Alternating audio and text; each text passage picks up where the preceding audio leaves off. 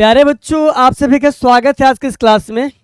और जैसा कि आप जानते हैं कि बिहार बोर्ड एग्ज़ाम ये जो आपका यूट्यूब चैनल है, इस पे क्लास 10th का ऑल सब्जेक्ट का मिलेगा आपको कंटेंट। और उसमें आपको मैं पढ़ाता हूँ हिंदी साहित्य। और हिंदी साहित्य का ये जो आपका थर्ड चैप्टर है जिसका नाम है भारत से हम क्या सीखें, उसका मिलेगा आपको वन शॉट इस वीडियो में। अब इस वन शॉट का मतलब क्या होता है, ऐसा मुझे लगता है कि इस बात को आप जानते हैं। मतलब कि इस वन शॉट में आपको नॉट इन डिटेल लेकिन इतना बोल सकते हैं कि लेखक और लेखक के साथ साथ इस चैप्टर से रिलेटेड जो आपका इम्पोर्टेंट इंफॉर्मेशन है वो सब आपको मिलेगा। दूसरी बात यह है कि हम सबको हम सभी भारतवासी हैं, तो हम लोगों को अपने देश या अपने देश पे तो गर्व है ही, इसके साथ साथ जो है कहीं ना कहीं हम ऐसा महसूस कर रहे होते हैं कि हम कहीं ना कहीं सौभाग्यशाली है कि हमारा जन्म भारत में हुआ है। अगर ऐसे सोच वाले इंसान आप हैं, हालांकि मुझे लगता है हर भारतीय ऐसे है, इसमें कोई शक की बात नहीं है, लेकिन फिर भी आज के इस चैप्टर के इस स्टोरी को, आज की आपका जो चैप्टर है जिसका नाम है भारत हम क्या सीखें, ये अपने आप में एक भाषण है। इस भाषण को सुनने के बाद आप अपने आप में प्राउड फील करेंगे, आपको गर्वान्वित महसूस होगा अपने आप में कि हम भारत के हैं। And I am proud to be and I am proud to be an Indian. ठीक है, इस चैप्टर में आप सीखेंगे, पढ़ेंगे, समझेंगे, जानेंगे कि एक विदेशी लेखक है और फॉरेन राइटर है जिनका नाम है फ्रेडरिक मैक्स मुलर। उनका क्या ओपिनियन है, उन्होंने क्या एक्सपीरियंस किया है भारत में आने के बाद में, वो क्या क्या सीखे हैं, और जितने भी आपके फॉरेनर हैं उनको भारत से क्या सीखने की आवश्यकता है, हम भारतीयों को और क्या करने की आवश्यकता है, हम इन तमाम बातों पे जो है डिस्कस करेंगे आज की इस क्लास में। ठीक है, अब आइए इस कहानी को लेके आगे आते हैं। ये रहा हमारा, this is our first slide and that is information about Max Muller. तो भारत से हम सीखते हैं मैक्सिमम बात, और मैक्स से बनता है मैक्स मुलर। तो यहां से आप इसको कर सकते हैं क्या, रिलेट। इस यहां से आप इसको क्या कर लीजिएगा सर, रिलेट। मुझे इसको करना है यूज। चलिए, एक एक बात को आप समझिएगा। मैंने ये कहा आपको कि इंडिया से, भारत से हम मैक्सिमम बात सीखते हैं, तो आपने क्या किया, इसी मैक्सिमम से क्या बना दिया, मैक्स मुलर। जो भी है हम आपको याद करने के लिए सब बोल दिए हैं। अब मुझे लगता है क्या कि हम लोग जो थोड़ा सा एक बार इसको कर लेते रीड आउट। इससे होगा क्या, मैक्स मुलर साहब से रिलेटेड जितने भी आपके ऑब्जेक्टिव क्वेश्चन जो आपके एग्जाम में आते हैं वो आपसे बनेगा। और जहाँ गहरी बातें आएगी वहाँ पे हम थोड़ा सा आपके क्लास को स्टॉप करके उन शब्दों पे, जिस शब्द में वजन होता है, जिसका अपने आप में एक खास मीनिंग होता है, हम वहाँ पे इसको रोकेंगे और समझाएंगे आपको। ठीक है, आपने एक बात अक्सर सुना होगा कि बचपन वह उम्र होती है जब इंसान को मोहब्बत की आवश्यकता होती है। मोहब्बत इन द सेंस माता का, पिता का। लेकिन मैक्स मुलर साहब बस ये 4 साल के थे, तो 4 साल की अवस्था में ही इनके पिताश्री का डेथ हो जाता है। और इसके बावजूद जो है आप ऐसा बोल सकते हैं कि इनके पिताजी के डेथ के बाद बहुत सारी समस्याएं इनके जीवन में आती हैं, लेकिन इस सब के बाद भी ये जो है उन समस्याओं को झेलते हुए अपने स्टडी को रखते हैं कंटिन्यू। और आप ऐसा बोल सकते हैं कि ही इज प्रोमिनेंट या एजुकेशनिस्ट, या आप बोल सकते हैं कि ये जो है स्कॉलर हैं। या मैं इनके लिए प्रॉपर वर्ड क्या इस्तेमाल करूं, सीधा बोलिए आप विद्वान। ये भाषाओं के विद्वान हैं, इनको बहुत सारी भाषाओं का क्या है, क्या बोलते हैं, नॉलेज है। और हम उसको बोल सकते हैं क्या, फिलोलॉजी।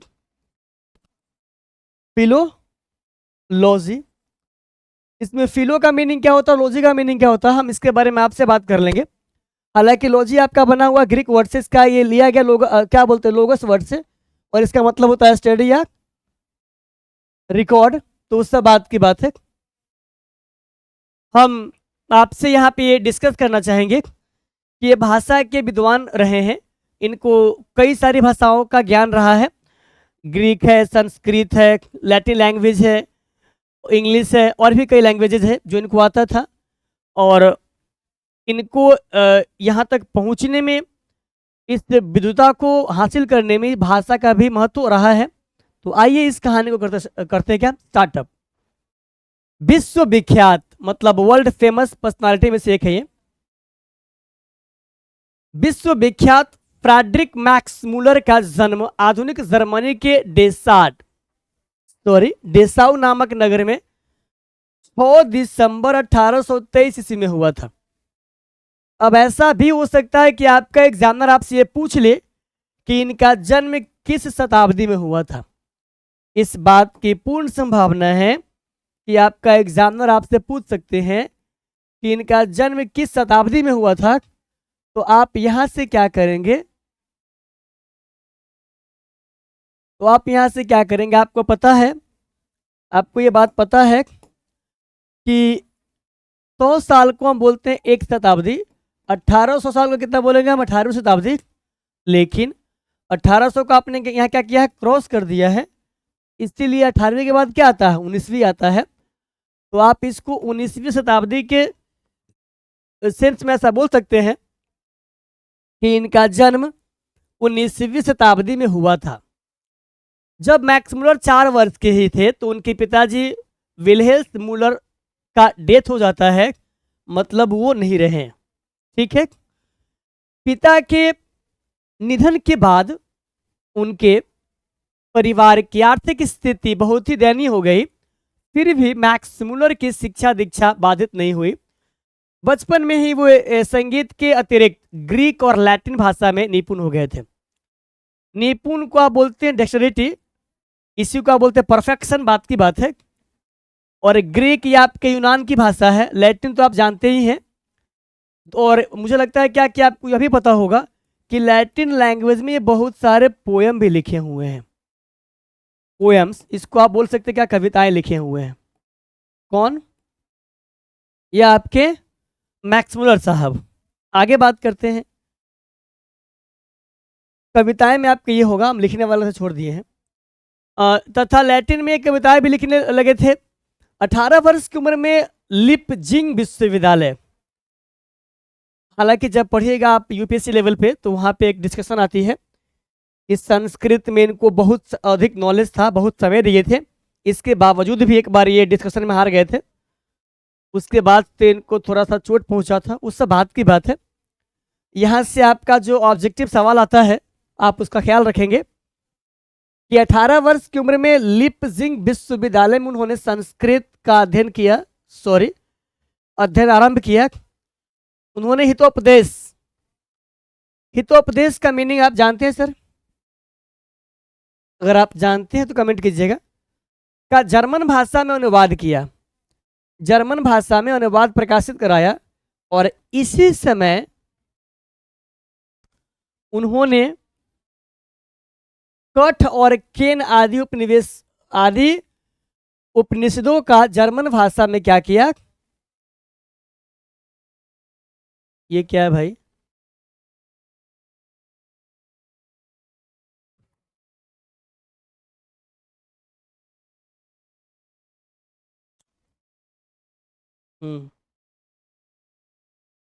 मुझे थोड़ा सा आपके स्लाइड ऊपर करना है।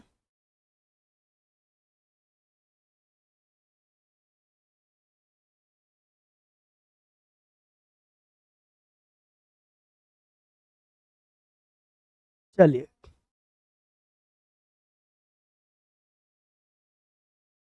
ये क्या हो रहा है भाई?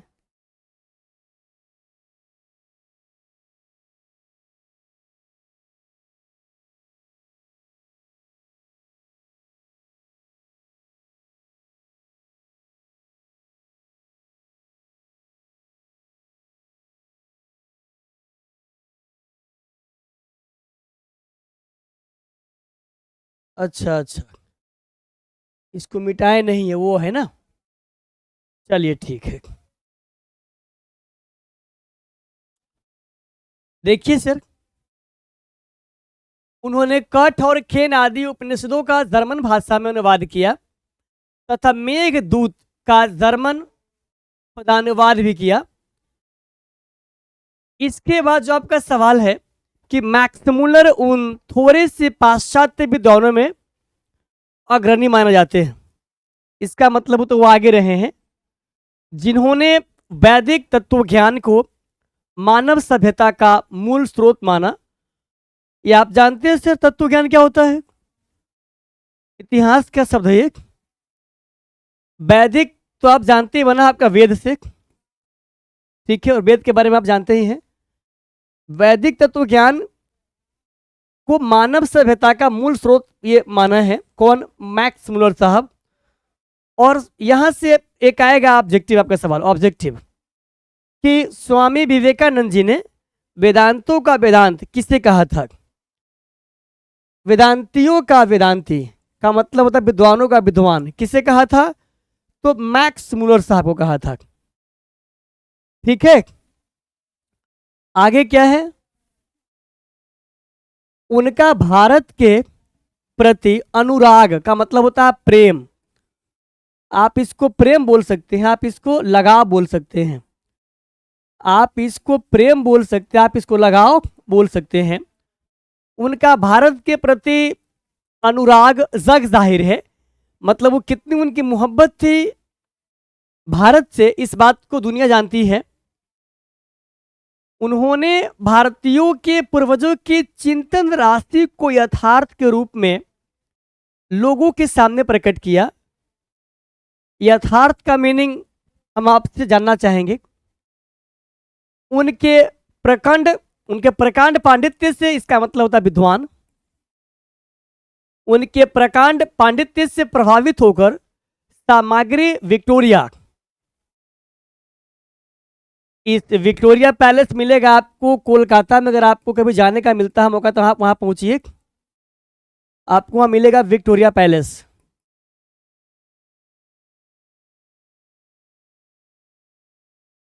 ठीक है, तो सामग्री विक्टोरिया ने, हालांकि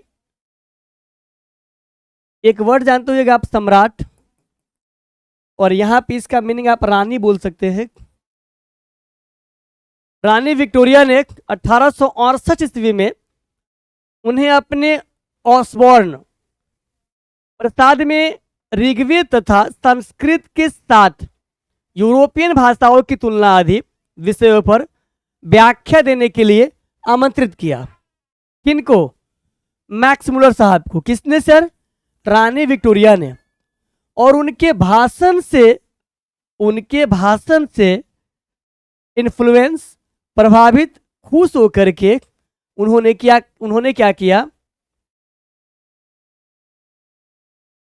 ऑसबॉर्न प्रसाद में ऋग्वेद तथा संस्कृत के साथ यूरोपियन भाषाओं की तुलना आदि विषयों पर व्याख्या देने के लिए आमंत्रित किया था। और उस भाषण को सुनकर विक्टोरिया इतनी प्रभावित हुई कि उन्हें नाइट की उपाधि प्रदान की। यहां से एक सवाल आएगा आपको कि नाइट का उपाधि किनको मिला और किसने दिया और किस उपलक्ष्य में दिया? तो नाइट की उपाधि जो है वह दिया गया था किनको? मैक्स मुलर साहब को। किसने दिया था? रानी विक्टोरिया ने। क्यों दिया था या क्यों दी थी? तो संस्कृत और ऋग्वेद पर भाषण देने के उपलक्ष्य में। लेकिन यह बात यह हुआ था कि ये जो उपाधि थी ये मैक्स मुलर साहब को अच्छा नहीं लगा, उनको लगा ये काफ़ी तुच्छ है, और इसलिए इस उपाधि को इन्होंने क्या किया? लेने से अस्वीकार कर दिया। किंतु उन्हें यह पदवी अत्यंत तुच्छ लगी और उन्होंने इस पदवी को अस्वीकार कर दिया। भारत भक्त, मतलब इस लेवल के थे ये इंसान। भारत भक्त, संस्कृतानुरागी एवं वेदों के प्रति अगाध आस्था रखने वाले फ्रेडरिक मैक्स मुलर का निधन 28 अक्टूबर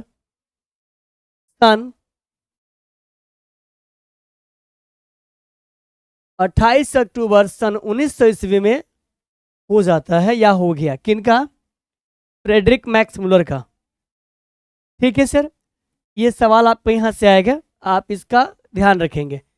हालांकि सब मिलेगा आपको ट्रिक, किसी भी लेखक का जो आपका जन्म है, मृत्यु रेट है, इस सब का आपको क्या मिलेगा, ट्रिक मिलेगा। ठीक है, आगे है प्रस्तुत आलेख वस्तुतः भारतीय सिविल सेवा हेतु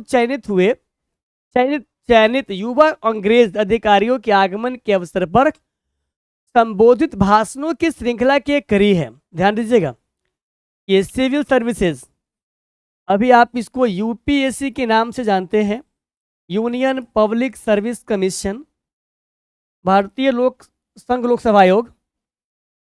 आगे क्या है, तो प्रस्तुत आलेख वस्तुतः भारतीय सिविल सेवा हेतु चयनित युवा अंग्रेज अधिकारियों के आगमन के अवसर पर संबोधित भाषणों की श्रृंखला की एक कड़ी है। प्रथम भाषण का यह अविकल रूप से संक्षिप्त एवं संपादित अंश है, जिसका भाषांतरण डॉक्टर भवानी शंकर त्रिवेदी ने किया है।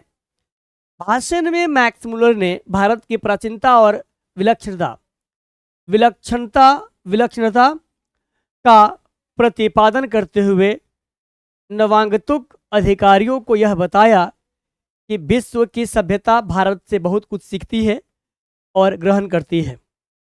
उनके लिए भी यह एक सौभाग्यपूर्ण अवसर है कि वे इस विलक्षण देश और उसकी सभ्यता संस्कृति से बहुत कुछ सीख जान सकते हैं। और यह भाषण आज भी उतना ही प्रासंगिक है, उतना ही एक काम की है, बल्कि स्वदेशाभिमान के विलोपन के इस दौर में इस भाषण की विशेष सार्थकता है। नई पीढ़ी अपने देश तथा इसकी प्राचीन सभ्यता, संस्कृति, ज्ञान, साधना, प्राकृतिक वैभव इत्यादि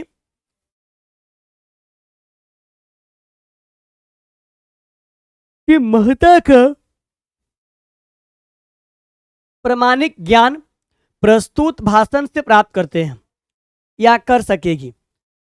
तो अब हम लोग क्या करते हैं, कुल मिलाकर के आपने इसमें 4-5 सवाल देखा है।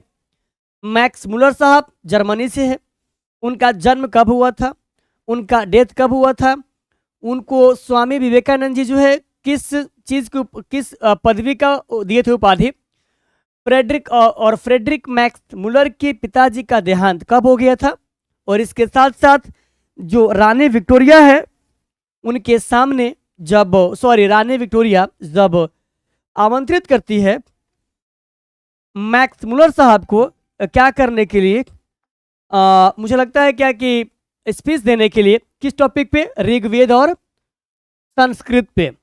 तो उनके स्पीच को सुनकर के उन्होंने क्या किया, उनको नाइट की उपाधि दी। किनको, फ्रेडरिक मैक्स मुलर को। लेकिन मैक्स मुलर साहब को ये जो पदवी है नागुजार गुजरा, मतलब कि अच्छा नहीं लगा, तो उन्होंने इस पदवी को मानने से अस्वीकार कर दिया। इसके बाद आता है सवाल, इस भाषण को किस उपलक्ष्य में दिया गया था। तो आप जानते ही हैं, जब अंग्रेज से एक आए थे सिविल सर्विसेज, आपने भी पढ़ा है, सिविल सेवा हेतु चयनित युवा अंग्रेज अधिकारियों के आगमन के अवसर पर इससे किया गया क्या, संबोधित।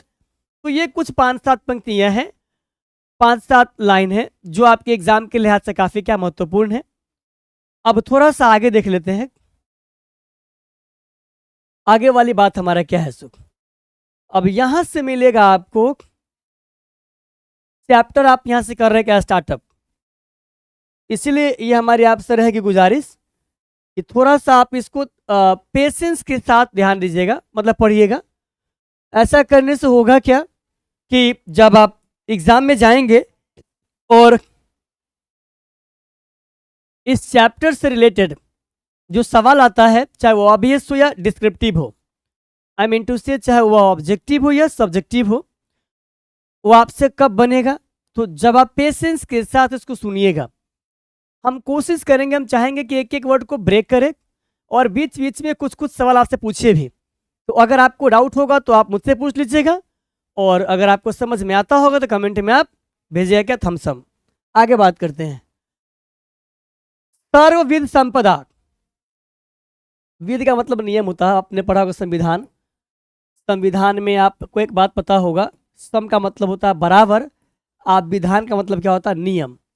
नियम क्या होता है, बराबर, सबके लिए, इसी को एक बुक में लिख दिया गया है और इस बुक का नाम दिया गया है क्या? संविधान। इसमें 22 क्या है? 22 आपका भाग है और 395 शायद अनुच्छेद है, जो भी होगा आप देख लीजिएगा। आगे बात करते हैं। तो सर्वविध संपदा और प्राकृतिक सौंदर्य से परिपूर्ण कौन सा देश है? अब यहां पे एक सवाल खड़ा करते हैं मैक्स मुलर साहब। सवाल क्या है? हम चाहेंगे आपसे पूछना, आपको बताना कि आखिरकार ऐसा भारत का डिस्क्रिप्शन, इंडिया का डिस्क्रिप्शन, भारत की विवेचना जो किए हुए हैं तो किन अर्थों में किए हैं और ऐसा कहने के पीछे क्या क्या रीजन है, इन बातों को हम लोग तो खैर समझते ही हैं और समझेंगे भी। But the people they are interested to visit in India, they will think about that कि what kind of India is, what kind of country India is, वो समझेंगे इनके बारे में। कहानी क्या है? यदि आप मुझसे इस भूमंडल, मतलब समझते हैं ना, भूमंडल पृथ्वी, इस पूरे पृथ्वी का जब मैंने किया ऑब्जर्वेशन, अवलोकन, तो मुझे ऐसा महसूस हुआ भाई कि वह देश क्या है, वह देश कौन सा है? भारत है। भारत जहां भूतल मतलब भूमि के तल पर ही स्वर्ग की छटा निखर रही है। स्वर्ग आप जानते ही हैं। यदि आप यह जानना चाहें कि मानव मस्तिष्क की उत्कृष्टतम उपलब्धियों का सर्वप्रथम साक्षात्कार किस देश ने किया है और किसने जीवन की सबसे बड़ी समस्याओं पर विचार कर उनमें से कईयों के ऐसे समाधान ढूंढ निकाले हैं कि प्लेटो और कांट, आपको पता होगा ये प्लेटो और कांट, ये दोनों जो हैं ये दार्शनिक है। ये वेस्टर्न कंट्री के क्या है सर? दार्शनिक हैं। आप इनको बोलते हैं फिलोसोफर। क्या बोलते हैं सर? फिलोसफर इनको बोलते हैं आप। और फिलोसफर आप किनको बोलते हैं? जो फिलोसफी का करता, फिलोसफी, फिलो एस ओ सोफिया। एक मिनट, दर्शन शास्त्र आप जानते होइएगा, फिलोसफी।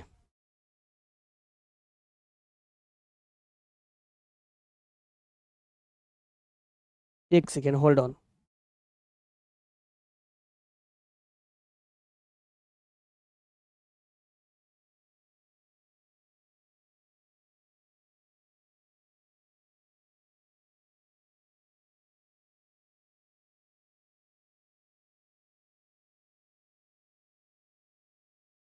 तो हमारा सवाल सर क्या था?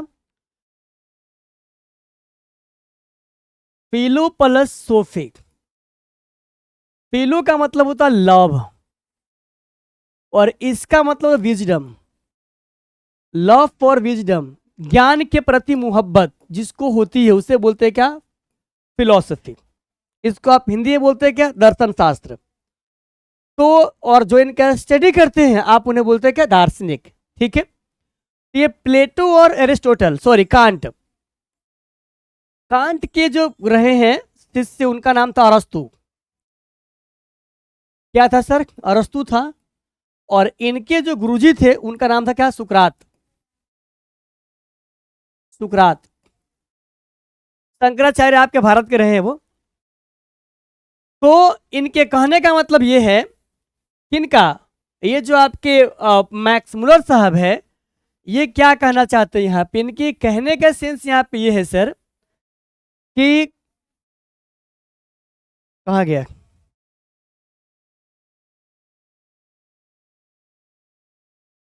किसने जीवन की उत्कृष्टतम उपलब्धियों का सर्वप्रथम साक्षात्कार किस देश ने किया है और किसने जीवन की सबसे बड़ी समस्याओं पर विचार कर उनमें से कईयों के ऐसे समाधान ढूंढ निकाले हैं कि प्लेटो और कांट, अगर आप ऑफलाइन क्लास में पढ़ते होइएगा तो आप अपने सर से डिस्कस कीजिएगा, आप उनसे पूछिएगा।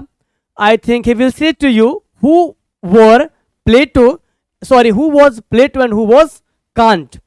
I think he will tell you, वो आपको इसके बारे में बताएंगे बिल्कुल। दूसरी बात ये समझ में आती है सर कि आपका जो प्लेटो और कांट है ये दोनों जो हैं रहे दार्शनिक, और इन जैसे दार्शनिकों का अध्ययन करने वाले हम यूरोपियन लोगों के लिए भी वे मनन के योग्य हैं। और इसके बाद हमारा कहानी क्या है? कि कहता है कि तो मैं यहाँ भी भारत का ही नाम लूंगा, और यदि यूनानी, रोमन और सेमेटिक जाति के यहूदी हो। एक मिनट,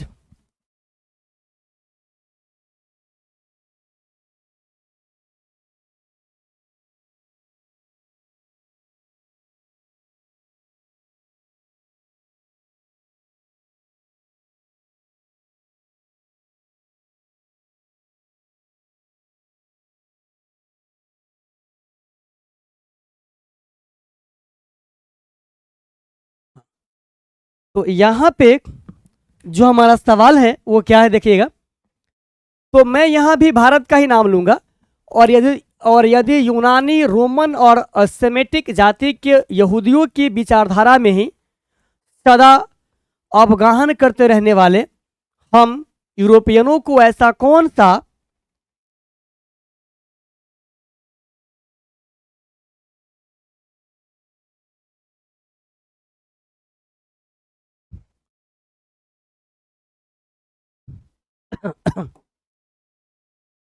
हाँ, यहूदियों की विचारधारा में सदा अवगाहन करते रहने वाले हम यूरोपियनों को ऐसा कौन सा साहित्य पढ़ना चाहिए जिससे हमारे जीवन का अंतरम, परिपूर्ण, अधिक सर्वांगीण, अधिक विश्वव्यापी, और अगर यूं कहें कि संपूर्णतया मानवीय बन जाए, और यह जीवन ही क्यों, अगला जन्म तथा शाश्वत जीवन भी सुधर जाए। ठीक है, तो कहता है इस कंडीशन में भी मैं नाम भारत का ही लूंगा। सवाल थोड़ा ध्यान से पढ़िएगा। सवाल क्या है?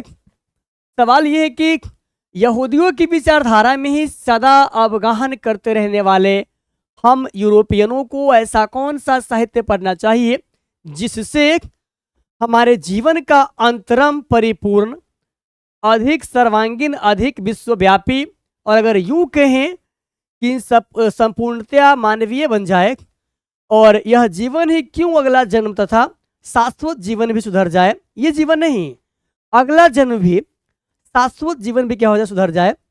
तो मैं एक ही नाम लूंगा, और वह नाम क्या होगा सर? भारत का। कहता है जो लोग आजकल भारत में घूम कर आए हैं उन लोगों को अधिकतर भारत के कलकत्ता, बंबई, मद्रास या ऐसे दूसरे शहरों की याद है, जबकि मेरा अधिकार ध्यान से सच्चे अर्थों में भारत के नागरिक ग्रामवासियों की ओर ही रहा है, क्योंकि सच्चे भारत के दर्शन वहीं हो सकते हैं।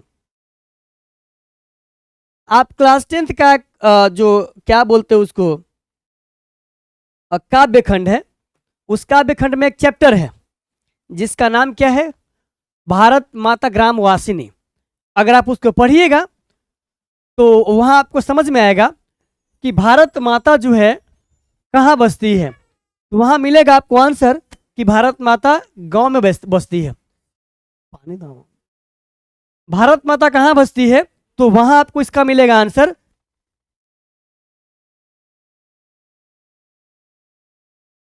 कि भारत माता गांव में बसती है।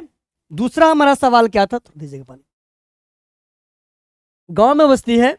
दूसरा हमारा सवाल क्या बच्चा पार्टी यहाँ पे, कि यही बात यहाँ पे कहा जा रहा है किनके लिए?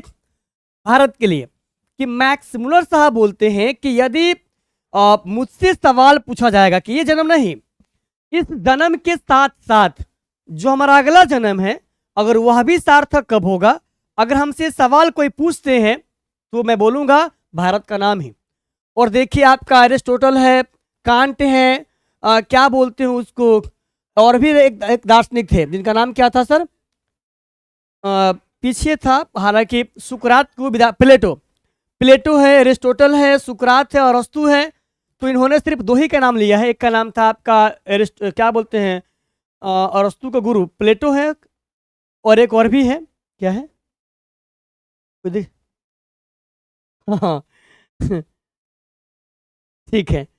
तो इन सब के बारे में अगर बात किया जाए, जो आपके वेस्टर्न कंट्री के, पश्चिमी देश के जो क्या बोलते हैं महान फिलोसफर हैं, दार्शनिक हैं, अगर उनके बारे में भी अगर बात किया जाए तो उन्हें भी जिनसे पूरा दुनिया सीखती है, जिनसे पूरी दुनिया सीखती है, अगर उनके बारे में अगर बात की जाए तो उनको भी भारत के बारे में और भी सीखने की आवश्यकता थी।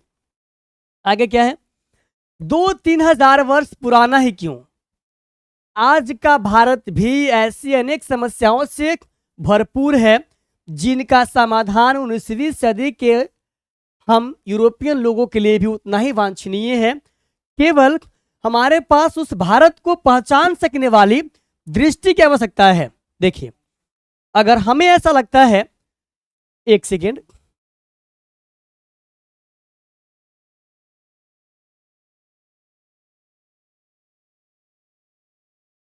अगर हमें ऐसा लगता है कि आज से 2-3 हजार साल पहले भारत को विकास करने की आवश्यकता थी, अब ऐसा कुछ भी नहीं है, तो आप गलत हैं, ऐसा बिल्कुल नहीं है। यहाँ पे जो हमारे लेखक साहब वो बोलते हैं क्या कि 2-3 हजार वर्ष पुराना है क्यों, आज का भारत भी ऐसी अनेक समस्याओं से भरपूर है जिनका समाधान 19वीं सदी के हम यूरोपियन लोगों के लिए भी उतना ही वांछनीय है। केवल हमारे पास उस भारत को पहचान सकने वाली दृष्टि की आवश्यकता है। और अगर थोड़ा सा और बात करें तो इसमें आप क्या सीखने वाले हैं सर? आ जाओ भाई ऊपर। हाँ, चलिए जी। तो क्या हम कहाँ पर थे, सर हम? हाँ, यदि आपकी अभिरुचि है कि पैठ किसी विशेष क्षेत्र में है, पैठ यहाँ पे गलत है कि सही है? यदि आपकी अभिरुचि है कि आप किसी भी फील्ड में किसी क्षेत्र में कुछ करना चाहते हैं तो उसके विकास और पोषण के लिए आपको भारत में पर्याप्त अवसर मिलेगा। और वैसे भी भारत आपका एक विकसित नहीं, विकासशील कंट्री है। कहता है क्या, यदि आपने उन बड़ी बड़ी समस्याओं में रुचि ली है जिनके बारे में आपने यहाँ के श्रेष्ठतम विचारक सोच विचार किया करते हैं, तो आपको अपने भारत प्रवास को ज्ञान विज्ञान के क्षेत्र से निर्वासन समझ लेने की कोई आवश्यकता नहीं है। यदि आप भू विज्ञान में रुचि रखते हैं, भू विज्ञान समझते हैं सर, भू विज्ञान में अगर आप रखते हैं, क्या रुचि रखते हैं, तो हिमालय से श्रीलंका तक का विशाल भूप्रदेश आपकी प्रतीक्षा कर रहा है। मतलब ये, if anybody is interested to research in anything then you are most welcome in India. यदि आप वनस्पति जगत में विचार रखना चाहते हैं, यदि आप वनस्पति जगत में कुछ खोज करना चाहते हैं, तो आपको भारत एक ऐसी फुलवारी की तरह मिलेगी जो, हालांकि अगर हम बात करें आपसे, तो यह जो आपका हकरस है, ये क्या रहे हैं सर? ये आपके वनस्पति विज्ञान के रहे हैं बहुत बड़े विद्वान। तो हम यहाँ पे बोल सकते हैं कि यदि आप वनस्पति जगत में विचरना, मतलब विचार रखना चाहते हैं, कुछ सीखना चाहते हैं, कुछ डिस्कस करना चाहते हैं, कुछ ऑब्जर्व करना चाहते हैं, कुछ अवलोकन करना चाहते हैं, कुछ नया ट्राई करना चाहते हैं, तो भारत एक ऐसी फुलवारी है जो हकरस जैसे अनेक वनस्पति वैज्ञानिकों को अनायास ही अपनी ओर क्या किया, आकृष्ट किया। आगे बात करते हैं, आगे हमारा कहानी क्या कहता है। आगे हमारा कहानी है सर कि यदि आपको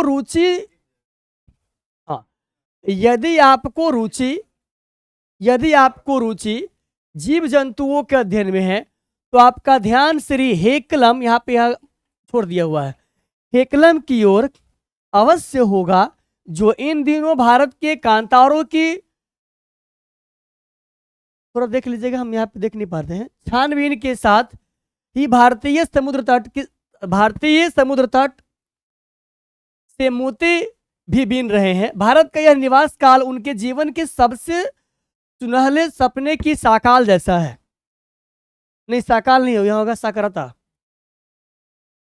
ही, देख लीजिएगा, यहाँ से दिखाई नहीं पड़ता रहता, लाइट करता है रिफ्लेक्ट, यहाँ पे साकारता जैसा है। कहता है यदि आप नृवंश विद्या में अभिरुचि रखते हैं तो भारत आपको एक जीता जागता संग्रहालय लगेगा। तो समझते हैं सर, आप ऐसा बोल सकते हैं, लेबोरेटरी। लेबोरेटरी बोल सकते हैं आप, लैब बोल सकते हैं आप, बोल सकते हैं प्रयोगशाला, आप बोल सकते हैं क्या सर, प्रयोगशाला। और मुझे लगता है क्या ये कहना अच्छा नहीं लगेगा। आप निवरेंस का मतलब होता है आप पुरानी चीज़ें, और इसके लिए जो आपका संग्रहालय इसको बोलते हैं म्यूजियम। इससे क्या बोलते हैं सर, इससे बोलते हैं म्यूजियम। तो यहाँ हमारा कहानी क्या है कि यदि आप निवरेंस विद्या में अभिरुचि रखते हैं तो भारत आपको एक जीता जागता संग्रहालय ही लगेगा। और यदि आप पुरातत्व प्रेमी हैं और यदि आपने यहाँ रहते हुए पुरातत्व के उत्खनन के द्वारा एक प्राचीन चाकू या चकमक या किसी प्राणी का कोई भाग ढूंढ निकालने के लिए आनंद का अनुभव किया हो तो आपको जनरल कनिंघम की भारतीय पुरातत्व सर्वेक्षण की वार्षिक रिपोर्ट पढ़ लेनी चाहिए। कहता है क्या,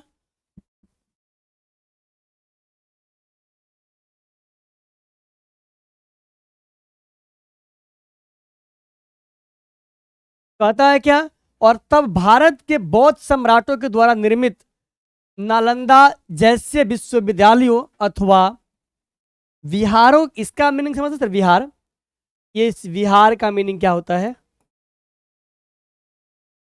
अगर आप जानते हैं तो कमेंट कीजिएगा।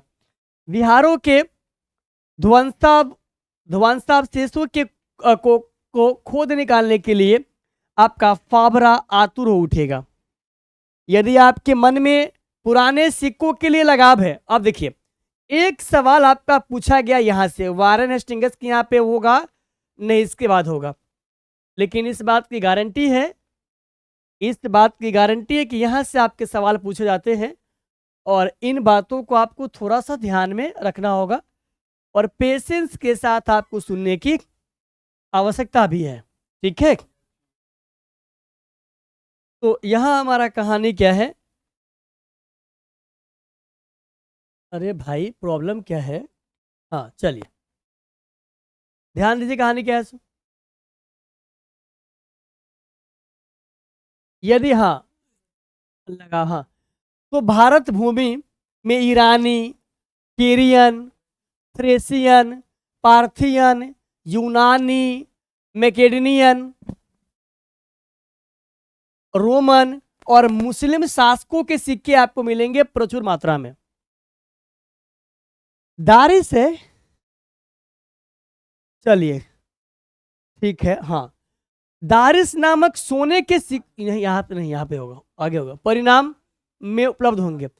जब वारेन हेस्टिंग्स, यहां से एक सवाल मिलेगा सर आपको कि वारेन हेस्टिंग्स को कितने सिक्के मिले थे और कहाँ मिले थे और ये किसको भेजे थे और उसको ईस्ट इंडिया कंपनी के जो मालिक थे उस समय वह क्या कर दिए थे, और इस प्रकार की ऐतिहासिक घटना से हमें क्या सीखने को मिल सकती है, इन तमाम बातों को आपको समझना होगा। यहाँ पे कहानी क्या हमारा है कि भारत का गवर्नर जनरल, अगर मैं आपसे पूछूं कि गवर्नर का मीनिंग क्या होता है तो आप उसको बोलते राज्यपाल, और अगर मैं आपसे ये पूछूं कि राज्यपाल का काम क्या होता है तो आप बोलिएगा सर वो किसी भी स्टेट का सीएम है या बड़े बड़े मंत्री वगैरह है, सबको शपथ वही दिलाते हैं, सबको शपथ वही दिलवाते हैं। और ये सवाल आपका कहाँ का है, पॉलिटी का है, तो हम उसके बारे में बात करेंगे बाद में। यहाँ कहानी क्या है कि भारत का गवर्नर जनरल था जो वाराणसी के पास उसे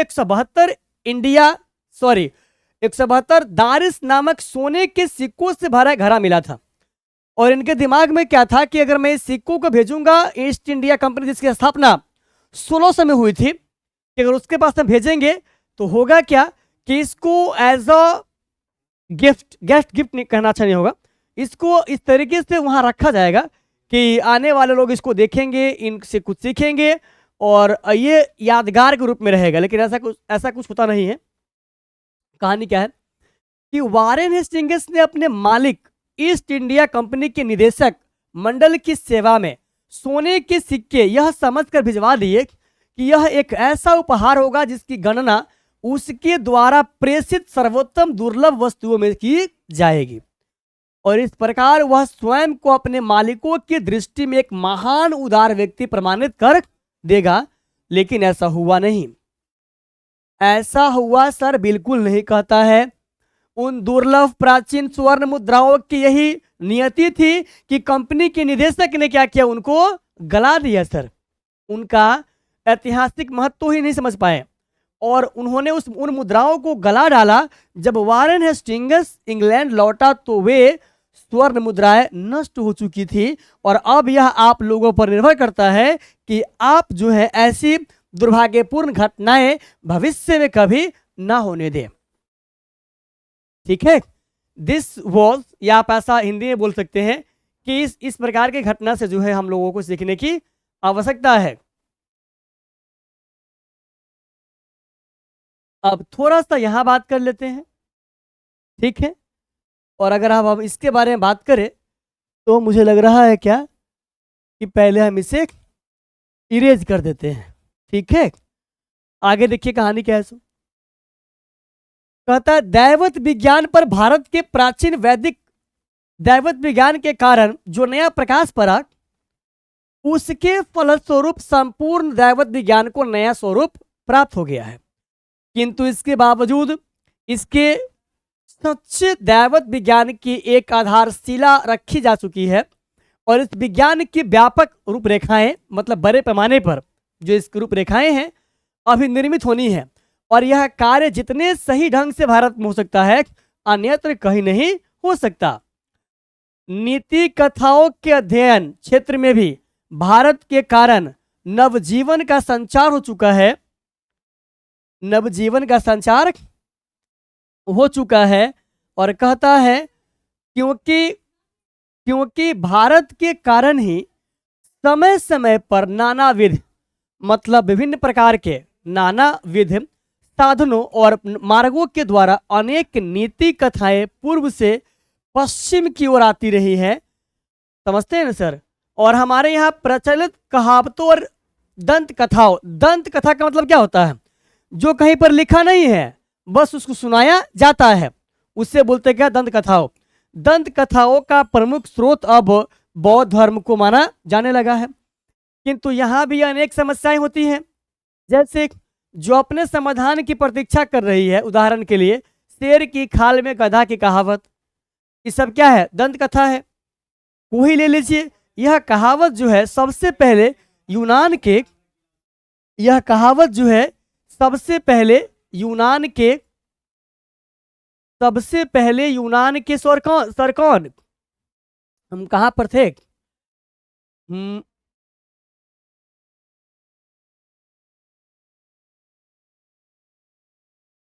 इसके नीचे है। हाँ, यह कहावत सबसे पहले यूनान के प्रसिद्ध एवं प्राचीनतम दार्शनिक प्लेटो, और प्लेटो और सुकरात में क्या रिलेशन रहा है मैं आपसे चाहूंगा पूछना, क्योंकि फिलॉसफी में इंटरेस्ट मुझे भी है। प्लेटो है, सुकरात है, एरिस्टोटल है, इसके बाद में क्या बोलते हैं, अरस्तु है, शंकराचार्य हैं, ये सब ऐसे फिलोसोफर हैं। आपके इंडिया के एक और भी है, क्या बोलते हो उसको, अरविंदो घोष। तो इंडिया के इसमें से दो ही है बस, एक अरविंदो घोष और एक कौन है, शंकराचार्य है। बाकी आपका सुकरात है, प्लेटो है, एरिस्टोटल है, और एक और भी इसमें किसी का नाम दिया गया था, मैं थोड़ा सा मिस कर रहा हूँ। वो सब आपका कहाँ के हैं, वेस्टर्न कंट्री के हैं, पश्चिम देश के हैं। आगे बात करते हैं, अब कहानी क्या है। आगे बोलता है क्या बोलती है ना, क्रेटिलस में मिलती है मिलती है। तो क्या यह कहावत पूर्व से उधार ली गई थी, मतलब कि शेर की खाल में गधा, ये जो आपका क्या है, जो कहावत है, इसे सबसे पहले कहाँ देखा गया, यूरोप में। तो क्या यह कहावत जो है उधार ली गई है, उधार ली गई थी। और इस प्रकार हम न्यूले समझते हैं सर, न्यूले या चूहे से संबंध उस नीति कथा को भी ले सकते हैं जिसे एफ्रोडाइट ने एक सुंदरी के रूप में परिवर्तित कर दिया था, किंतु जो एक चूहे को देखते ही तत्काल उसकी ओर आकृष्ट हो गई थी। यह भी संस्कृत की एक कथा से सर्वांश में मिलती जुलती एक कहानी है, किंतु प्रश्न अब ये उपस्थित होता है कि कहानी यूनान में कैसे पहुंची और वहां ईसा पूर्व 4वीं सदी में ही स्ट्रेटिस की कहानियों में स्थान कैसे पा गई। इस क्षेत्र में भी अभी बहुत काम करना होगा कि भाई अगर ऐसा हुआ तो कैसे हुआ। हमें इससे भी अधिक और अधिक प्रयत्न युग में प्रवेश करना होगा। वहां भी भारत तथा पश्चिम की अनेक दंत कथाओं में आश्चर्यजनक अनुरूपताएं मिलेंगी। यद्यपि अभी यह निश्चित रूप से नहीं कहा जा सकता है कि ये दंत कथाएं पूर्व से पश्चिम को अथवा पश्चिम से पूर्व को गई है। मतलब ये कहाँ से कहाँ गई है, अभी इसके बारे में कुछ भी कहना क्या है मुश्किल है। कहता क्या है आगे हमारा कहानी है, तथापि यह असंदिग्ध रूप से प्रमाणित हो चुका है कि सोलोमन, ये इंग्लिश का वर्ड है, ये मैं आपसे चाहूंगा पूछना कि इसका मीनिंग क्या होता है। सोलोमन के समय में ही भारत, सीरिया और फिलिस्तीन के मध्य आवागमन के साधन सुलभ हो चुके थे और कुछ संस्कृत शब्दों के आधार पर मैं इस निष्कर्ष पर पहुंचा हूं कि हाथी के दांत, बंदर, मोर और चंदन इत्यादि जिन वस्तुओं के ओफिर से निर्यात की बात बाइबिल में कही गई है, वे वस्तुएं जो है भारत के सिवा किसी अन्य देश से नहीं हो सकता।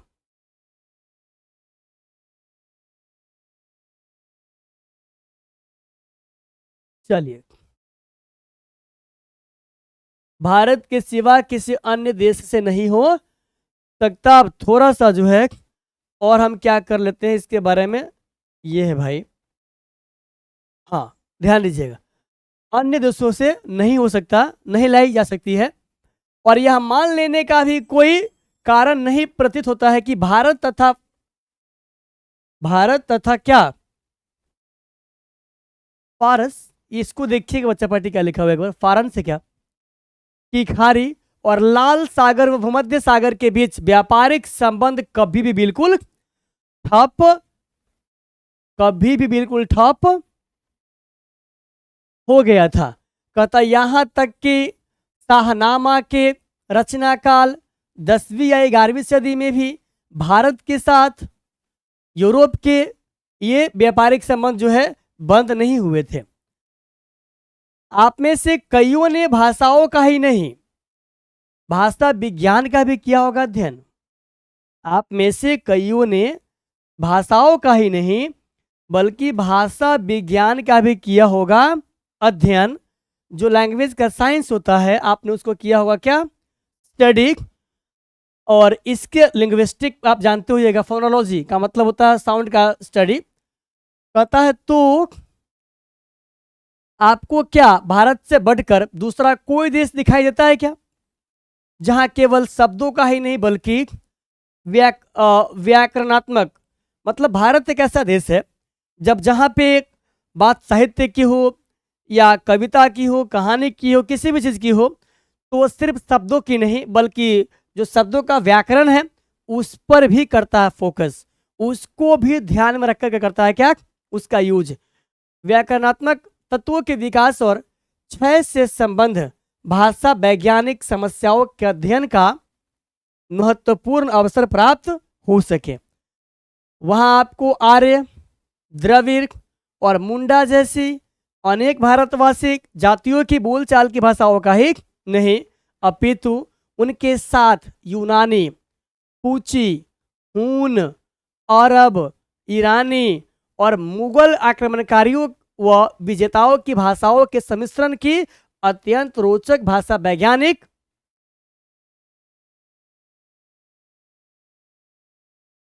समस्याओं के अध्ययन का भी सुयोग प्राप्त हो सकता है। इसके बाद क्या बोलते हैं, कहानी क्या बच्चा पार्टी, यदि आप विधि शास्त्र या कानून के विद्यार्थी हैं, इसका बोलते हैं लॉ, LAW लॉ। इसी को मैंने बोला क्या बात इससे पहले, कॉन्स्टिट्यूशन, CONSTI, कॉन्स्टिट्यूशन जो अब मैंने आपके सामने यहाँ बोला है, जिसको आपने कहा संविधान, तो आपने क्या कहा, सम मतलब क्या बराबर, विधान मतलब क्या नियम।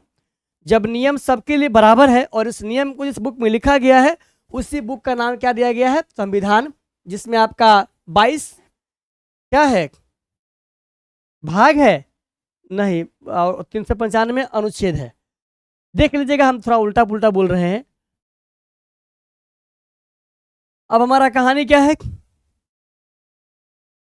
हमारा कहानी है, यदि आप विश्व शास्त्र, ये तो हो गया, यदि आप विश्व शास्त्र या कानून के विद्यार्थी है तो आपको विधि संहिताओं को एक ऐसे इतिहास की जांच पड़ताल का अवसर मिलेगा जो यूनान, रोम या जर्मनी के ज्ञात विधि शास्त्रों के इतिहास से सर्वथा भिन्न होते हुए भी इनके साथ समानताओं और विभिन्नताओं के कारण विधि शास्त्र के किसी भी विद्यार्थी के लिए उपयोगी सिद्ध हो सकता है। उदाहरण के लिए हम धर्मसूत्रों या समाचारिक सूत्रों को ही ले लें। ये धर्मसूत्र मानव धर्मशास्त्र जैसे परवर्ती विधि ग्रंथों की आधारभूत सामग्री उपलब्ध कराते हैं। कहता है क्या, यदि आप लोगों को अत्यंत सरल राजनीतिक इकाइयों के निर्माण और विकास से संबंध प्राचीन युग के कानून के पुरातन रूपों के बारे में इधर जो अनुसंधान हुए हैं उनके महत्व और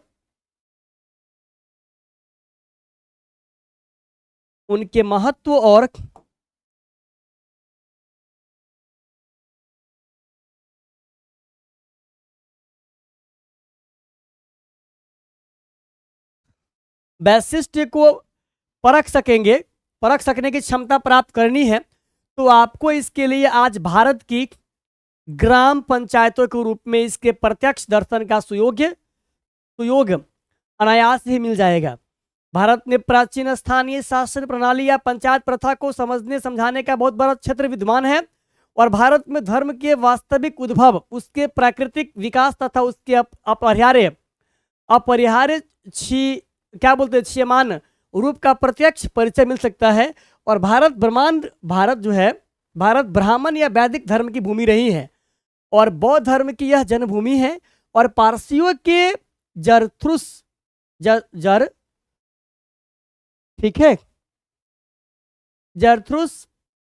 धर्म की यह शरणस्थली है। आज भी यहाँ निम्न नए मतांतर प्रकट व विकसित होते रहते हैं। भारत में आप अपने आप को सर्वत्र अत्यंत प्राचीन और सुदूर भविष्य के बीच खड़ा पाएंगे। वहां आपको ऐसे शुभ अवसर भी मिलेंगे जो किसी पुरातन विश्व में भी सुलभ हो सकते हैं।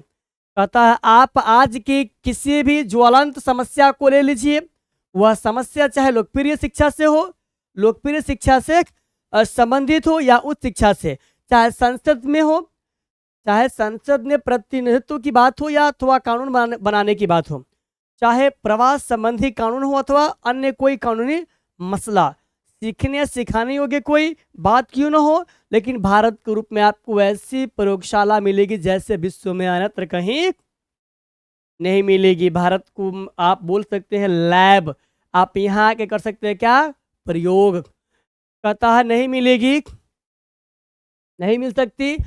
संस्कृत भाषा के द्वारा आपको चिंतन की ऐसी गंभीर धारा में अवगाहन का अवसर मिलेगा जो अभी तक आपके लिए अज्ञात थी और यहाँ आपको मानव हृदय की गहनतम सहानुभूति और सदास्यता को जगाने वाला पाठ भी प्रचुर परिमाण में पढ़ने को मिल सकते हैं।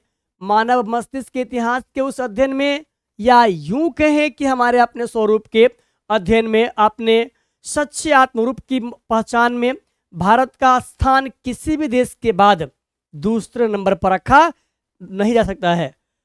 वो पहले पे आएगा। कहता मानव मस्तिष्क के चाहे किसी भी क्षेत्र को आप अपने विशिष्ट अध्ययन का विषय क्यों न बना ले, चाहे वह भाषा का क्षेत्र हो या धर्म का, दैवत विज्ञान का हो या दर्शन का, चाहे वह विधि शास्त्र या कानून का हो अथवा रीति रिवाजों का, वह परंपराओं का हो या प्राचीन कला का, या शिल्प का हो या अथवा पुरातन विज्ञान का, इनमें से प्रत्येक क्षेत्र में विचरण करने के लिए भले ही आप चाहे ना चाहे आपको भारत की शरण लेनी होगी, क्योंकि मानव इतिहास से संबंध अत्यंत बहुमूल्य और अत्यंत उपादेय प्रामाणिक सामग्री का एक बहुत बड़ा भाग भारत को और केवल भारत में ही संचित है। कहता है क्या, यदि आप भारत के इतिहास के किसी एक अध्याय का भी सम्यक अध्ययन, व्याख्या, विवेचन कर ले तो आप पाएंगे कि हमारे स्कूलों और कॉलेजों में पढ़ाए जाने वाले इतिहासों के सब अध्याय मिलकर भी एक क्षण के लिए भी उसकी बराबरी नहीं कर सकता है।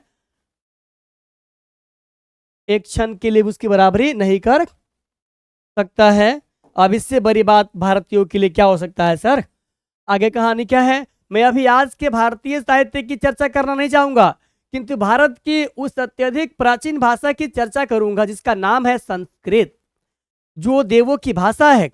इससे महर्षि, क्या नाम था, चंडी या कुछ नाम है, जिन्होंने संस्कृत को कहा देवों की भाषा। कहता है क्या, जिसका अब आप पूछेंगे कि संस्कृत में ऐसी क्या बात है जिसके कारण हम उस पर इतना ध्यान दें, तथा ऐतिहासिक दृष्टिकोण से संस्कृत सर्वातिशायी क्यों है, ऐसा क्यों है, हम इसके बारे में अभी आपसे करेंगे क्या डिस्कशन। कहता है संस्कृत की सबसे पहली विशेषता है कि इसकी विशेषता क्या है? संस्कृत की सबसे पहली विशेषता है इसकी प्राचीनता, क्योंकि हम जानते हैं कि ग्रीक भाषा से भी संस्कृत का काल पुराना है। जिस रूप में आज हम यहाँ तक पहुंचे हैं, जिस रूप में हम यहाँ तक जो है पहुंचे हैं, उसमें भी अत्यंत प्राचीन तत्व क्या है, भली भांति क्या है, सुरक्षित है। ग्रीक और लैटिन भाषाएं लोगों को सदियों से ज्ञात है और निस्संदेह यह भी अनुभव किया जाता रहा है कि इन दोनों भाषाओं में कुछ न कुछ साम्य क्या है, अवश्य है, मतलब कुछ न कुछ समानता है। किंतु समस्या यह थी कि इन दोनों भाषाओं में विद्यमान समानता को व्यक्त कैसे किया जाए। कभी ऐसा होता था कि किसी ग्रीक शब्द की निर्माण प्रक्रिया में लैटिन को कुंजी मान लिया गया, और कभी किसी लैटिन शब्द के रहस्य को खोलने के लिए ग्रीक का सहारा ले लिया गया। और अगर ऐसा होगा तो आप कैसे सोचेंगे कि पुराना ये है कि पुराना ये है। समस्या इसमें हुई, आप इस भाषा की हेल्प ले लिए, समस्या इसमें हुई, आप इस भाषा की हेल्प ले लिए। इसका मतलब क्या है, दोनों में कुछ ना कुछ क्या है, समानता है, साम्य है, इक्वलिटी है। आगे देखिए, उसके बाद जब गॉथिक और एंग्लो सैक्सन जैसी ट्यूटानिक भाषाओं, पुरानी केल्टिक तथा स्लाव भाषाओं का भी अध्ययन किया जाने लगा, तो इन भाषाओं में किसी न किसी प्रकार का पारिवारिक संबंध स्वीकार करना ही पड़ा। किंतु इन भाषाओं में इतनी अधिक समानता कैसे आ गई, और समानताओं के साथ ही साथ इतना अधिक अंतर भी इनमें कैसे पड़ गया, यह रहस्यमय बना ही रहा। और इसी कारण ऐसे अनेक अहेतुकवाद उठ खड़े हुए जो भाषा विज्ञान के मूल सिद्धांतों के सर्वथा विपरीत है। किंतु ज्यों ही इन भाषाओं के बीच में संस्कृत आ बैठी कि तत्काल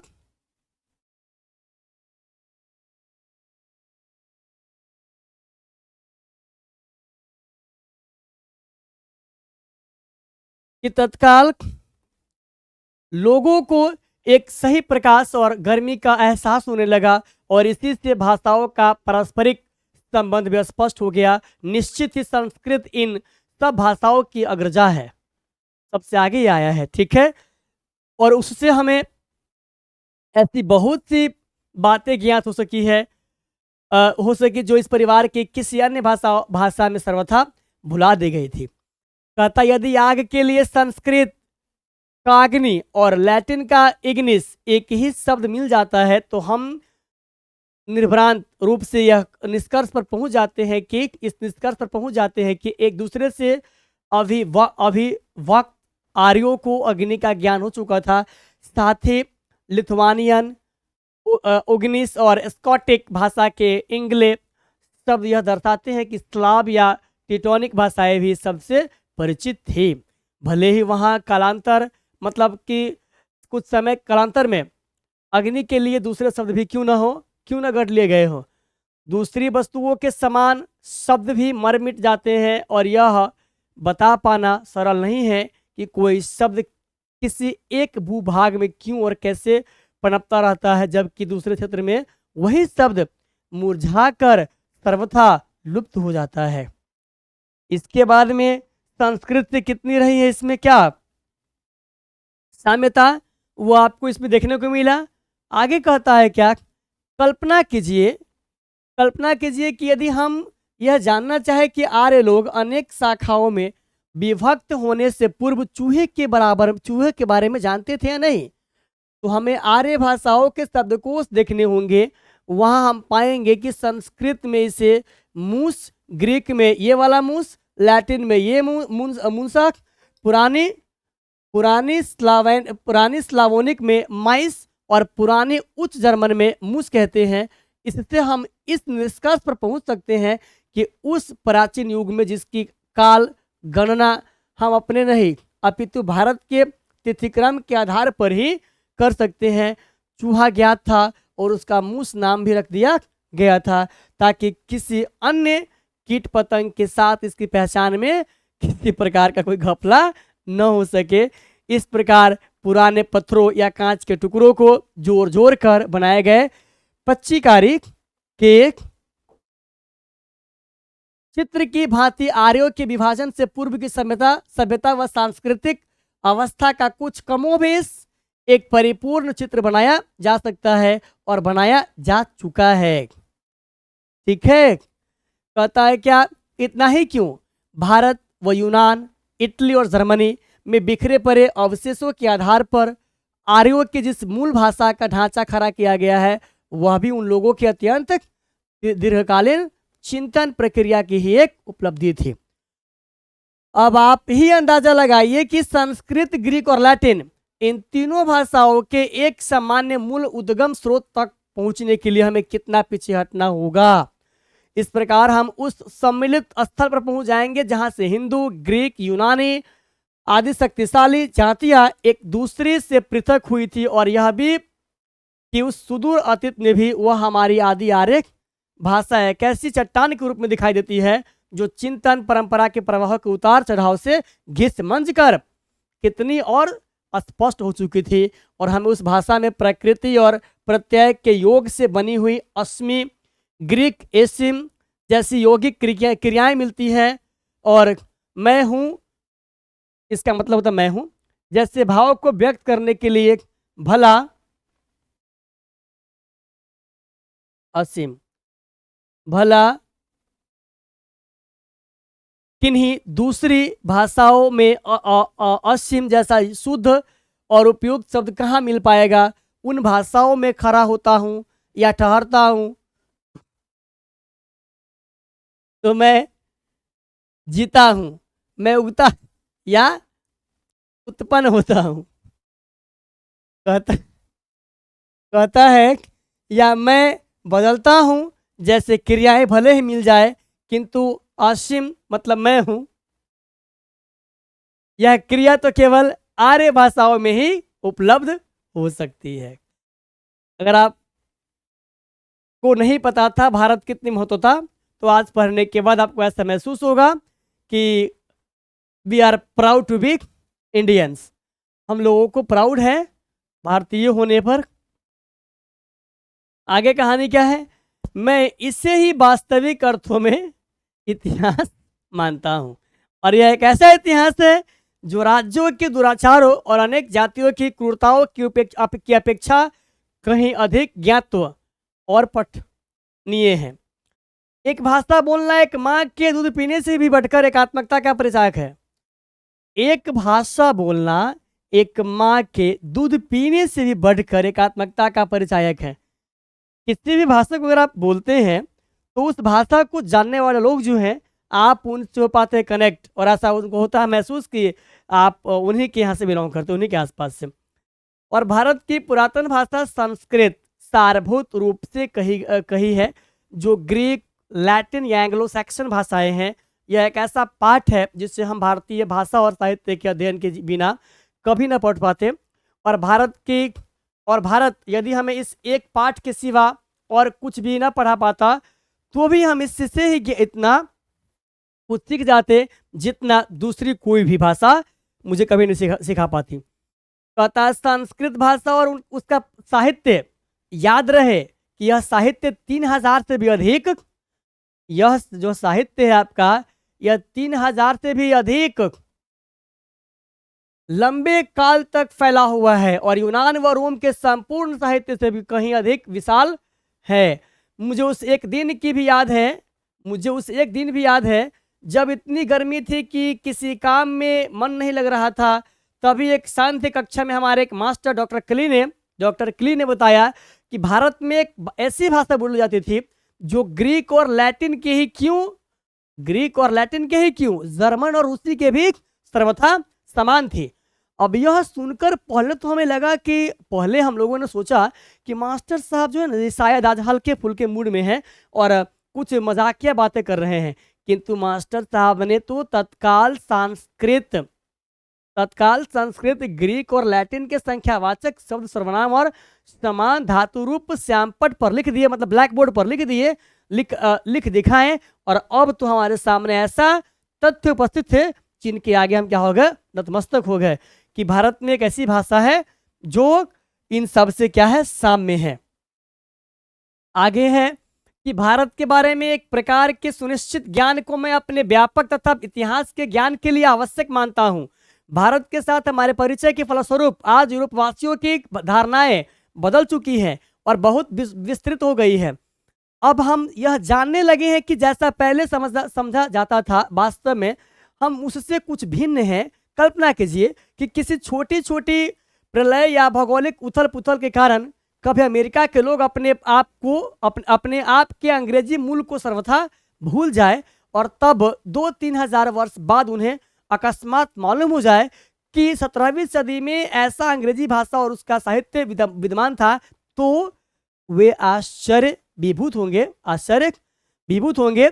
संस्कृत की खोज से हमारे लिए आज ठीक वैसी स्थिति उत्पन्न हो गई है। इसके कारण हमारी ऐतिहासिक चेतना में एक नया अध्याय जुड़ गया है और हमारे भूले बिसरे बचपन की मधुर स्मृतियां फिर से साकार उठी है। कहता है, संस्कृत तथा दूसरी आर्य भाषाओं के अध्ययन ने हमारे लिए बस इतना ही किया हो, सो बात भी नहीं है। इससे मानव जाति के बारे में हमारे विचारक व्यापक और उदार ही नहीं बने हैं, बल्कि लाखों करोड़ों अजनबियों तथा बर्बर समझे जाने वाले लोगों को भी अपने ही परिवार के सदस्य की भांति गले लगाना ही नहीं सीखे हैं। अपितु इसने मानव जाति के संपूर्ण इतिहास को एक वास्तविक रूप में प्रकट कर दिखाया है जो पहले नहीं हो पाया था। कहता है क्या, भाषा विज्ञान के द्वारा हमने अब तक जो निष्कर्ष निकाले हैं वे संस्कृत की सहायता के बिना कदापि नहीं प्राप्त किए जा सकते थे। आज हमारा इतिहास का यह अध्ययन प्रयत्न मानव को अपने पूर्व को, अपने वास्तविक पूर्व को पहचानिए, इस फ्रेंच उक्ति को क्रियान्वित कर सकने योग्य बनाता है। इस प्रकार मनुष्य इस विश्व में अपना वास्तविक स्थान निश्चित कर पाता है और यह जान लेता है कि उसने अपनी जीवन यात्रा कहाँ से आरंभ की थी, उसे कौन सा मार्ग अपनाना है और कहाँ तक पहुँचना है। इसीलिए कहते हैं कि हम सब पूर्व से आए हैं। हमारे जीवन में जो कुछ अत्यधिक मूल्यवान है वह हमें पूर्व से मिला है और पूर्व को पहचान लेने से ऐसे प्रत्येक व्यक्ति को जिसने इतिहास की वास्तविक शिक्षा का कुछ लाभ उठाया है, भले ही वह प्राच्य विद्या विशारद न भी हो, तो भी यह अनुभव अवश्य होगा कि वह नानाविध स्मृतियों से भरे अपने पुराने घर की ओर जा रहे हैं। कहता है, अगले वर्ष जब आप लोग भारत के तट पर पहुंचेंगे तो बजाय इसके कि आपका दिल बैठने लगे, मैं चाहता हूं कि आप में से प्रत्येक को ठीक वैसा ही अनुभव हो सके जैसा कि आज से 100 वर्ष पहले सर विलियम जोन्स को उस समय हुआ था, जब उन्होंने इंग्लैंड से आरंभ की हुई अपनी लंबी समुद्र यात्रा की समाप्ति पर क्षितिज मतलब आकाश में प्रकट होते हुए भारत के तट का दर्शन किया था। सुनिए उनके ही शब्दों में, जिस भारत की यात्रा की ललक मेरे मन में उठ रही थी पिछले 1783 के अगस्त में, उस देश के लिए मैं समुद्र यात्रा कर रहा था कि एक दिन संध्या के समय दिन भर में देखे गए दृश्यों की जांच पड़ताल करते हुए मैंने पाया कि भारत अब ठीक हमारे सामने था। फारस या ईरान हमारे बाईं ओर था तथा अरब सागर से आती हुई ठंडी हवाएं हमारे जहाज के पिछले भाग से टकरा रही थी। एशिया के सुविस्तीर्ण क्षेत्रों से चारों ओर से घिरी ऐसी श्रेष्ठ रंगभूमि के मध्य अपने आप को पाकर मुझे जिस आनंद का अनुभव हुआ वह वस्तुतः अनिर्वचनीय है। और एशिया की यह भूमि नानाविध ज्ञान विज्ञान की धात्री, आनंदायक ललित तथा उपयोगी कलाओं की जननी है और एक से एक बढ़कर शानदार कार्यकलापों की दृश्य भूमि, मानव प्रतिभा के उत्पादन के लिए अत्यंत उर्वर क्षेत्र तथा धर्म, राज्य सरकारों, कानून या विधि संहिता, रीति रिवाज, परंपराओं, भाषा, लोगों के रंग रूप और आकार प्रकार आदि की दृष्टि से अपनी अत्यधिक विविधता के कारण सदा से सर्वत्र सम्मान की दृष्टि से देखी जाती रही है। मैं यह कहे बिना नहीं रह सका कि कितना अधिक विशाल और महत्वपूर्ण क्षेत्र अभी तक अनदेखा ही रह गया है और कितने बड़े व ठोस लाभ अभी तक प्राप्त नहीं किए जा सके हैं। भारत को सर विलियम जोन्स जैसे अभी न जाने कितने स्वप्नदर्शियों की आवश्यकता है। जब अपने जहाज के डेक पर अकेले खड़े 37 वर्ष के सर जोसन ने देखा था कि सूर्य अप्रांत सागर में डूब रहा है, तो उनके पीछे इंग्लैंड की सुमधुर स्मृतियाँ तथा उनके सामने भारत की आशा जगमगा रही थी। उन्हीं ईरान तथा उसके प्राचीन सम्राट मानव प्रत्यक्ष रूप में उपस्थित लग रहे थे। अरब सागर की शीतल मंद समीर के झोंके उन्हें झुला रहे थे। ऐसी स्वप्नदर्शी ही यह समझ सकता है कि आप अपने स्वप्नों को साकार और अपनी कल्पनाओं को वास्तविकता में परिणत कैसे किया जा सकता है। और जो बात या स्थिति आज से 100 वर्ष पहले थी आज भी वैसे ही है, या यूं कहें कि आज भी वैसी हो सकती है। यदि आप लोग चाहें तो भारत के बारे में वैसे ही सुनहरे सपने देख सकते हैं और भारत पहुंचने के बाद एक से बढ़कर एक शानदार काम भी कर सकते हैं। आप लोग विश्वास रखें, यद्यपि सर विलियम्स जोन्स ने कलकत्ता पहुंचने के बाद से अब तक प्राच्य देशों के इतिहास और साहित्य के क्षेत्र में एक से बढ़कर एक शानदार बड़ी बड़ी अनेक विजयें प्राप्त की हैं, तथापि किसी भी नए सिकंदर को यह सोचकर निराश नहीं हो जाना चाहिए कि गंगा और सिंध के पुराने मैदानों में अब उसके लिए विजय प्राप्त करने के लिए कुछ नहीं बचा है। ऐसा कुछ भी नहीं है। तो बच्चा पार्टी ये था आपका आज का कहानी, और हमको ऐसा उम्मीद है कि आपने इसको सुना होगा, समझा होगा। बाकी हम लोग जो है मिलते हैं फिर कल के क्लास में। Till then bye bye, take care. ठीक है बच्चों।